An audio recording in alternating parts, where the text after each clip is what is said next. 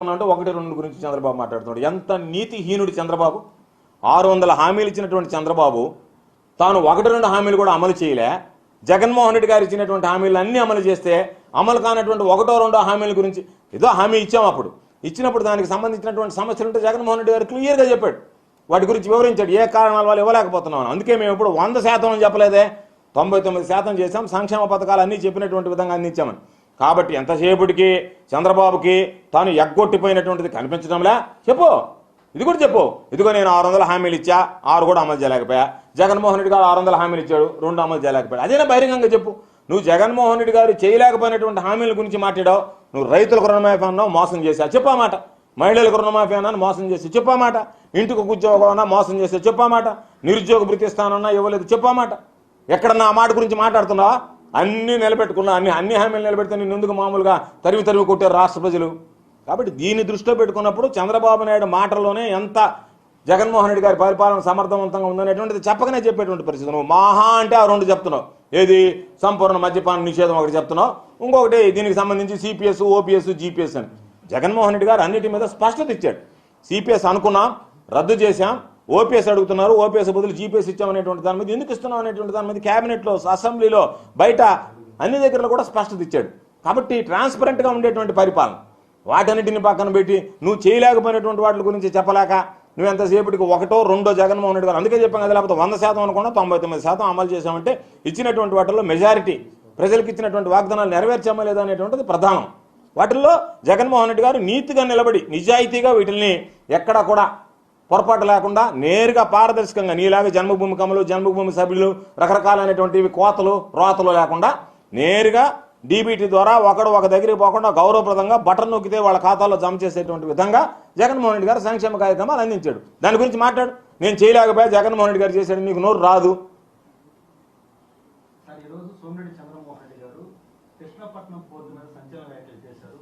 ఏదైతే container cargo వెళ్ళిపోతుంది, dirty cargo మాత్రమే మనకి ఇక్కడ మిగలబోతుందని. ఇప్పుడు ఇతనే డర్టీ, వీడో డర్టీ ఫెలో. నేను చెప్పేది, నీకు ఏదైనా ఒక సమస్య వచ్చినప్పుడు ఆ సమస్యని పరిష్కరించడానికి ఉంటాయి. నువ్వు ఎంతసేపటికి మీడియా సమావేశం పెట్టి ఒక పోర్టు మీద బురద తల్లి, ఇప్పుడు దాని అర్థమైంది. ఇప్పుడు అర్జెంటుగా పోర్టు వాడి తనకు రుణమాపనం ఇవ్వాలా, జరగాలి. ఎన్నికల దగ్గరికి వచ్చాయి కాబట్టి బ్లాక్మెయిల్ పాలిటిక్స్లో భాగంగా ఏమి నువ్వు ఎందుకు దానికి సంబంధించినటువంటి దాంట్లో ఒకవేళ వాళ్ళు నిజంగా జరుగుతుంటే వాళ్ళ దృష్టికి తీసుకువెళ్ళావా? మేము ముందుగానే మాట్లాడాం. మీరు ఏదో కంటైనర్స్ని స్లోగా విత్డ్రా చేయాలనేటువంటి ఆలోచన ఉందంట, మీరు మెడ్రాస్కి కంటైనర్లు మారుస్తున్నారంట. మొత్తం ఇది దీనికి సంబంధించినటువంటి దాంట్లో ఓన్లీ ఇది మామూలుగా డ్రై పోర్టుగా డస్ట్ ఇదిగా మారేటట్టు ఉంది. కాబట్టి మీరు దాని మీద దృష్టి పెట్టండి అని చెప్పి అడిగాం. వాళ్ళు హెడ్ ఆఫీస్తో మాట్లాడి మేము మొత్తం కూడా ఒక్కసారి తీయటం లేదు, ఆపరేషన్కి సంబంధించి వెజల్స్ ఇక్కడికి రావడానికి ఇబ్బందిగా ఉన్నటువంటి మారుస్తున్నామని చెప్పారు. దానికి సంబంధించి ఎప్పటికప్పుడు వాళ్ళ సీఈఓతో మొట్టమొదటి దాదాపుగా ఒక నెల రోజుల క్రితమే ఈ చర్యలు తీసుకుంటున్నారన్నప్పుడు మాట్లాడాం.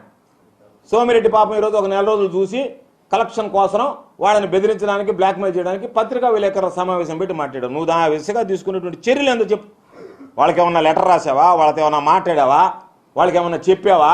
పత్రికా విలేకరుల సమావేశం పెట్టడానికి ఇదిగో నేను మిమ్మల్ని బెదిరిస్తుండా, నేను ఉద్యమిస్తా, సెమ్ కార్పొరేట్ దగ్గర వాళ్ళ దగ్గర వీళ్ళ దగ్గర దండినట్టుగానే వీళ్ళ దగ్గర దండడానికి చేసినటువంటి ప్రయోగం.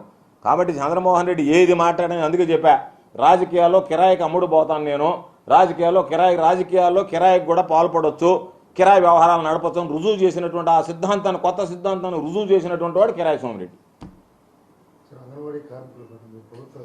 మామూలుగా అంగన్వాడీ కార్యకర్తలకు సంబంధించి ప్రభుత్వం కూడా సానుభూతితో ఉంది. అందుకనే ప్రభుత్వం దానికి సంబంధించినటువంటి మనం ఈ రాష్ట్రంలో, ఈ దేశంలో ఇచ్చేటువంటి అన్నిటిలో కూడా గౌరవప్రదమైనటువంటి జీతం ఇస్తున్నాం. మరలా జీతం పెంచాలనేటువంటి ఆలోచన కూడా ఉంది. దాని మీద మీరు నమ్మండి, విశ్వసించండి. ఉపసంఘానికి సంబంధించినటువంటి వాళ్ళకి అష్యూరెన్స్ కూడా ఇవ్వడం జరిగింది. నేను కూడా కోరుకునేది ప్రతి ఒక్కరికి అంగన్వాడీల మీద అందరికీ సానుభూతి ఉంది. కాబట్టి మొండి పట్టు పట్టాల్సినటువంటి అవసరం లేకుండా సామరస్యంగా ఈ సమస్యను